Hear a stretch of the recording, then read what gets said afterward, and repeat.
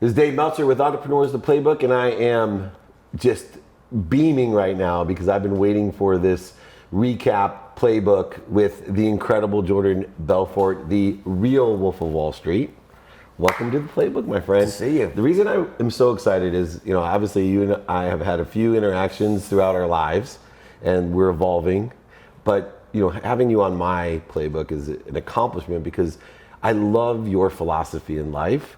And no matter what happens in your life, personal, professional, you're one of those people I know is a winner. Like if I could bet on you, I would bet on you. It's a good bet, probably, right? Yeah, great bet.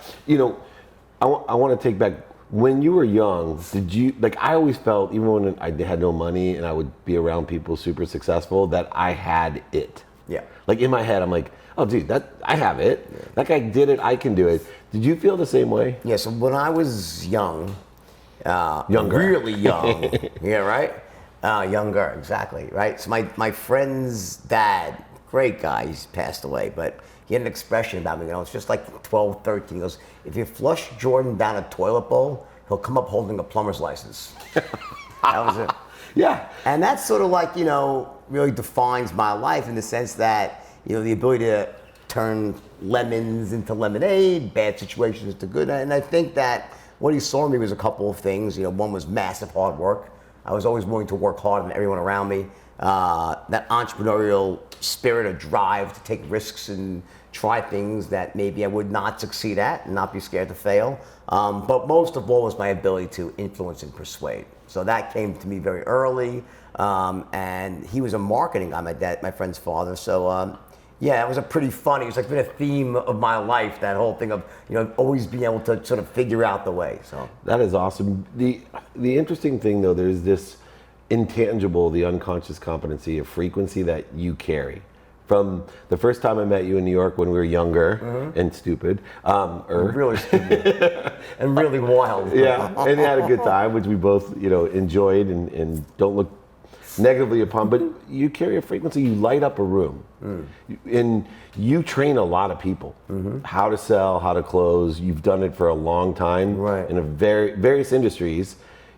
How do we teach people that frequency though, that unconscious competency? To essentially light up a room, to have charisma. So, I look at charisma as like a learnable skill. I think the idea, he's got charisma, he doesn't, so he's kind of screwed, right? And I don't think that's true. I think that charisma is a definable skill. It's made up of three things.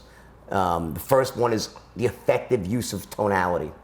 So, how you say what you say, so that you sound interesting, you sound enthusiastic, you sound empathetic. You can, essentially, through your tone of voice, people can get the emotions that you are feeling inside and you're trying to portray. The second would be the effective or the appropriate use of body language. In other words, how do you essentially move your body as you speak? And just as important, how do you move your body while you listen? One of the great qualities that all great communicators have is that when they listen to you, in that moment, like Bill Clinton was the master of this, right? In that moment when you enter their magnetic zone, it's like you just get a sense like, the Bill Clinton, like, I care, Tony, I feel your pain, I understand you, right? So you have those first two. So it's number one, the effective use of tonality, two, appropriate body language, both while you're speaking and listening, and number three, which could be the most difficult thing of all, is not saying stupid shit. Content. Is what you say. Yeah. When you actually open up your mouth to speak, things that are at least reasonably intelligent come out. Now, ironically, the third can be the most difficult of all. There are certain easy ways to train yourself. Like maybe it applies to dating. Like I'm big on Neil Strauss, right? Yeah. So like he went this whole thing of the game, right? His thing. Well, a lot of that stuff is, what you say, how you carry yourself, right? You don't really focus much on tonality there. But when it comes to like in a sales setting, or simply walking in and being perceived as a person that you're worth listening to, well, what is that? Number one, it's how you dress. It's part of body language, how you wrap your package, how you groom yourself. Are you put together? Are you not? The second part really is just that forceful way of that when you communicate, it makes people want to hang on your every word. So if I had said to you, It's that forceful way that you communicate that makes people want to hang. You're done. You're out. Right, exactly. You've already made me self-conscious listening to you. Right, but when I say, it's a forceful way that you communicate. Here, I lower my. I'm telling you, this urgency. It's important what I'm saying. Now, for me, that's unconscious confidence. I don't have to think about doing this. But for most people, they don't have that. They will, and the irony is, they think they do. See, in their own mind, as they are communicating, their brain is saying, yeah, you portray this emotion, attach this tonality, move your butt. But there's a block somehow. There's a dysfunction in their communication apparatus. The words come out okay, but the accompanying tonality doesn't come out. They think they're almost tone deaf. Right. They think they sound good. I'm like, God, you sound like you put me to sleep. Really? Oh, well, let me talk. Let me be excited now. It's a really great thing. I'm like, you still sound like it. No, I'm dead serious. Right. And every human being has certain tendencies, natural tendencies. Mine is to speak too quickly. I'm aware of that, so I will consciously slow down my speech when I need to. My default, though, is to speak more quickly, be more animated, use my body a lot, right?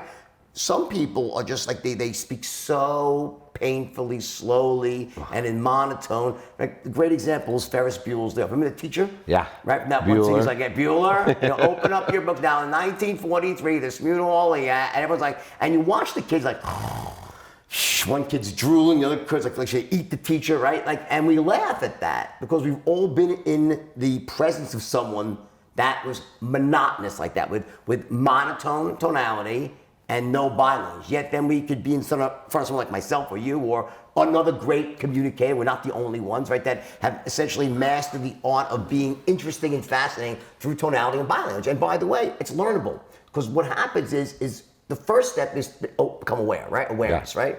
Once you become aware and you're actually in a sales setting to start through sales, right? You want to figure out what you're going to have to say before you say it. You want to essentially script out, not word for word in person, but script out most of the interaction. Then say, okay, here I want to raise my voice. Here's actually consciously apply tonality and body language. And what happens is your brain will quickly get retrained. Do this for a couple of weeks. It's like you start actually speaking differently. That's how you saw me take all those kids back in the day that could barely walk and chew gum at the same time, right? And they became multimillionaires. How? I essentially rewired their communication platform and taught them how to become master influencers. That's amazing. The other issue that I have, or thing that intrigues me about you, is your command of fear. Throughout your entire, since I've known you, from the highs to the lows, back to the high again, you have something that I was born with as well. It's just a sense of no fear, but yet people say that about me, and I've been terrified. I'm full of fear. I just don't want it to stop me.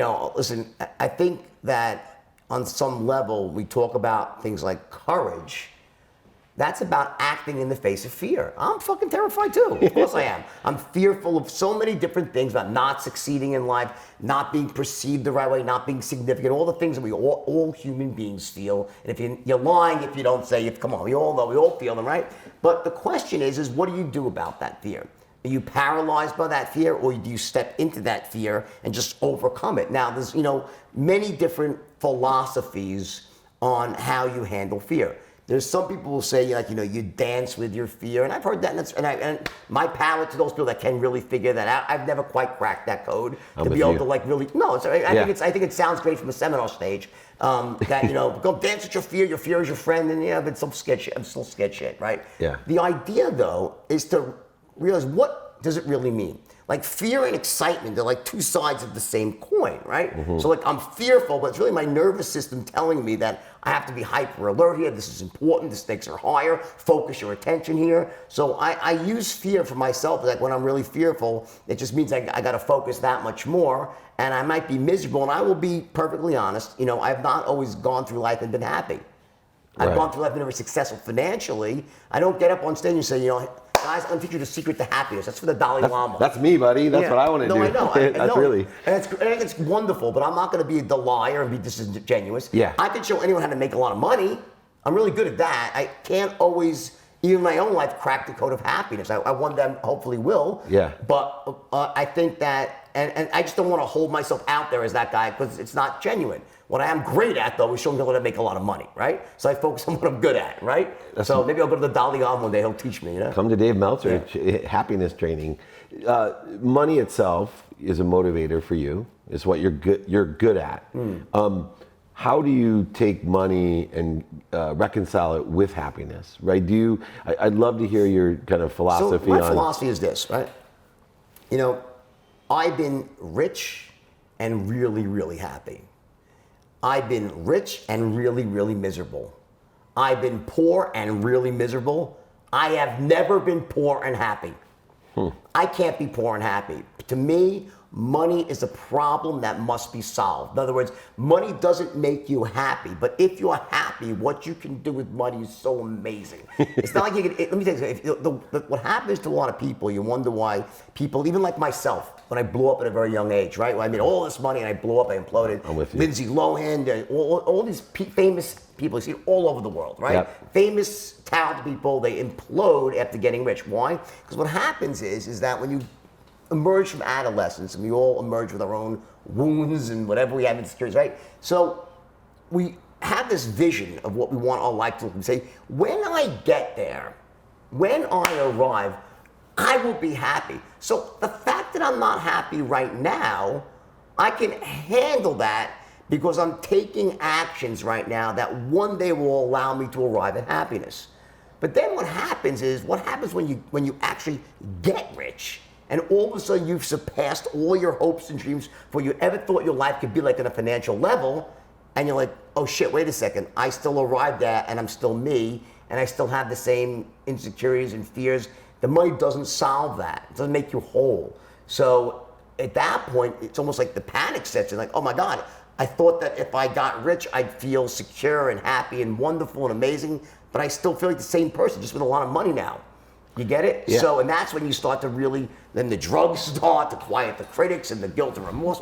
And I think a lot of the problems that, at least in my life, were that, you know, I had some insecurities and I got I cracked the code for making money very young, but didn't quite crack the code for being a whole person. Thankfully, I was able to, I'm not saying I'm the most whole person out there, because I'm still not, because I don't think anyone's completely whole, but I think that over the years, I've learned to tame the beast inside of me, the things that drive me to actually into self-defeating activities like instant gratification, cutting any corners, versus sustainable success, giving massive value to people. So I've kind of learned that, you know, I had to re-examine my own value system and allow me to emerge a much more healthy person by failing. So I learned from my own failures and realigned my values, and I've cracked the code now for what I think is sustainable success.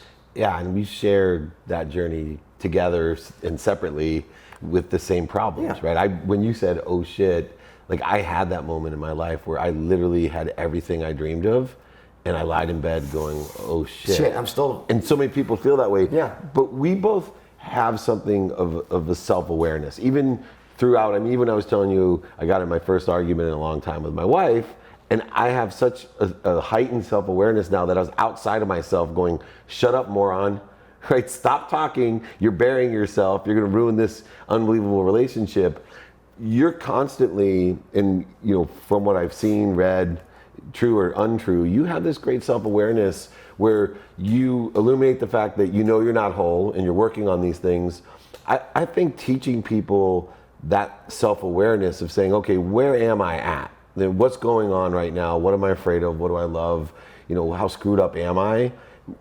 Can you train that? Because I think it's a great sales tool that you can be self-aware while you're presenting or closing or managing and developing that. I think that there's an important distinction here, and that is that you have to learn how to become effective even though you're not quite maybe all there emotionally. In other words, I think that what you have to do is that you get to this point where you know, whether it's self-awareness or not, I'm aware of my faults, I'm aware of my frailties, I'm aware of my own self-defeating, let's say the narrative that can creep into my head, right?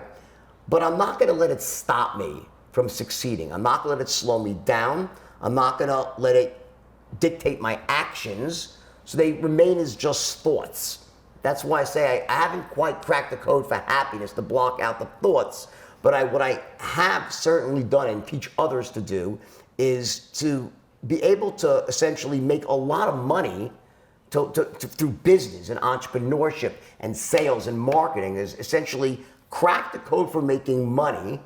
And I just to be honest, I leave it to people like you and others to focus on things like happiness, or even a Tony Robbins, who I respect, by the way, who does more inner game stuff. That's like more of his message. And I agree with some, I disagree with others, but I know he really tries to do well, he tries to give massive value, right? So there's people like that. I think I was very fortunate that I stumbled upon a way of training people at a very young age how to become really, really effective closers. That's the linchpin skill for making money. It really is you need to be able to essentially get your point across to another human being or group of human beings, whether it's a thought, an idea, a tangible product, to essentially let them understand how much value it has in a way it doesn't piss them off and alienate them, right? And by doing that, it allows you to make lots and lots of money. Do you think there's in your personal life, because I find this, because I'm born with the innate skill of overselling, back-end selling, manipulating, and lying. I'm a closer, born eagle. Since I was 12, right, I had the same types of comments, except for it was more like he's either going to be a multimillionaire in jail, interesting things. But you have that innate quantum memory in yourself. But in our personal relationships, we institute what we know. And sometimes I find in my personal relationships that I've hindered, interfered, corroded the relationship because I'm closing instead of caring, if that makes sense. Do you feel that in your personal life, I think for me, it can be a challenge? I think I did that with previous relationships, not so much with the current one. I had a great relationship many years. It ended, which is sad, and that's unfortunate.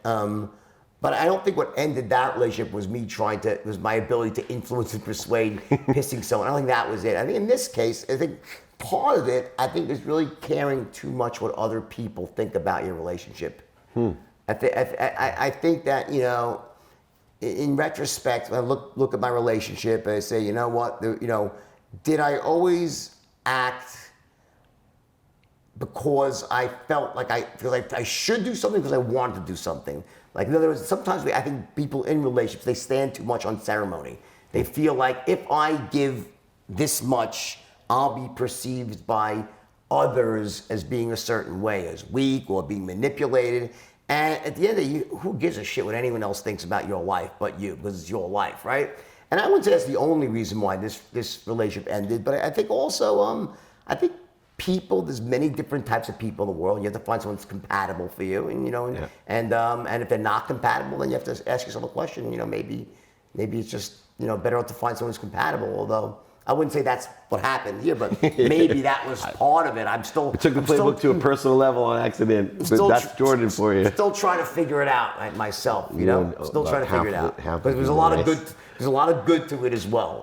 So last topic most people don't talk to you about, but I deal with it a lot in my life through the ups and downs and, the extraordinary journey that we've taken, but forgiveness has played a huge role in my life, right? Because there's a lot of shit in my background, right? A lot of stuff that we've done, and I have found that it is a source of power for me. What role does forgiveness play for you in your life? I think early on, when I first started this comeback, right, and it was mine was very public, right? Mine is as public as you can get, right? Probably the most public in the world. Seriously, so, exactly. The movie is when you get to millions of people, it's public. I mean, it's like hundreds. It's like literally everyone has seen the movie 8 times, except for people in Iran and North Korea, basically. At this point, right? So it is what it is, right? Better or worse. So as long as you cast in on it, it's almost worth it. I got played by Leo. How bad can that be, right? That's pretty good, yeah. Now we're making a TV series. We got Tom Cruise here and Leo DiCaprio. TV series is coming out too. Is it? Yeah, it's gonna be amazing, right? Are you gonna get a cameo like the real people do all the time? I'm very much involved in it. Yeah, very much involved. Gotta check that out. But I think in the early years when I started making a lot of money again, I felt like, that I felt some guilt. And I think guilt's a worthless emotion. Remorse is very different. Remorse is the active form of it. And I paid back people. And those people already got paid back. There's no one left. No one's getting the money I pay. It just goes into some random fund that gets kept. There's no people. Right. There's no investors. They were rich people. And there's no one left, right? The money sits in a fund, right? But I'm past the point of forgiveness. I went way past that. I've done so much good. I have created so much value for people. I've helped so many people in the last 10 years that if there are these cosmic scales or karma scales, I'm going to heaven. I made a lot of mistakes. I hope to meet you there. In these last 10 years, boy, I can't think of one person that I've touched that hasn't ended up getting 10 times more value from me than I've ever asked them to return to me in the form of money. So my whole mantra in this journey as of since I got out of jail, right, it's been like, I'm just going to focus on giving massive value to people and monetizing that value. Yeah. But my conscience at this point is clear as a bell. I don't owe anybody anything. All right. I'm a good guy, and I didn't have that, by the way. And the reason I'm saying that so forcefully is I didn't feel that way for many years. Shame on me for not. Yeah. But I made my amends with it. All right. And I've paid my debt to society, if there is such a thing. All right. But you know what? My whole brand and business is about helping people, and every day I get 20, 30 emails from people who say I've changed their life. That's a cool thing. And even cooler, I hear it all the time. We circle in a lot of similar spheres. And I hear, and it's so nice because I think back when we were young, what morons we were, with good intent though. What I think it's important to say real quickly is, although we both have made mistakes, didn't start that way. But really good. I think when you're young, you don't realize the huge impact you can have by overselling, back end selling, lying, manipulating, right? I feel as if even you with what you were doing, and there was an illegality about what you were doing. No worse than anyone else is doing on Wall Street. Right, exactly. Well, that's look at Martha Stewart, right? Let's just make an example. But moreover, I think the intent. A lot of good people do, things that forgiveness, and then they beat themselves up. I have only witnessed over the last decade exactly what you're saying, and I think that there is no redemption. That's just your evolution, and if there's going to be a heaven, I'm hoping that we get to meet up there and have a really good laugh over the journey that we've taken, and the amount of people that you've changed lives overwhelms anybody you ever heard. Oh my God, like by a million people. And I'll tell you, I'll look at it this way. The mistake I made was I invented a way of training people how to become expert closers. So the damage was magnified. It wasn't just me. I trained 10,000 back in the day, and I didn't give them an ethical underpinning to use that power with it. It was like a little power without responsibility, right? And the next Batman. Right. And the Spider-Man, actually, right? With great power comes great responsibility. Right. And I was thinking Batman because his superpower is being rich. Yeah, right. Right. He pays for all it, makes everyone look good, right? Exactly. So, so that was I think it's any powerful weapon. You have an M16, right? So a mother on a farm could have this M16 and 5 guys break out of jail. They come to rape them and the kids. She takes out that's a good for you, good use of the M16. Yeah. Or a guy could take an M16, climb a bell tower and start picking off innocent civilians. The weapon is neither good nor bad. It's the intent and how it's used. And I taught them this powerful skill with the straight line system, and I didn't make sure they used it for good. Now I do. So, and you certainly do. And I want everyone to know that here, because that is your playbook to success, 100%. To provide value, create a void, and allow the universe to fill it with more good. And I certainly appreciate your vulnerability, the illumination that you do for the betterment of people that watch this, because I'm sure there's tons of people at home that are going to watch this go, gosh, I really feel the same way. Thank you, because it's going to change lives. And you've actually impacted my life a lot as well. And I appreciate you as a friend. Thank you. Thank you. The amazing Jordan Belfort. Check out the new TV show coming out as well. The original, the real also Wolf of Wall Street. Also my podcast, Wolf's Den. Which I've been on. He's been on there. Amazing. The Wolf's Den podcast. He was a great guest. It's awesome. This is the Wolf's Den. Dave Meltzer with Entrepreneurs, the Playbook.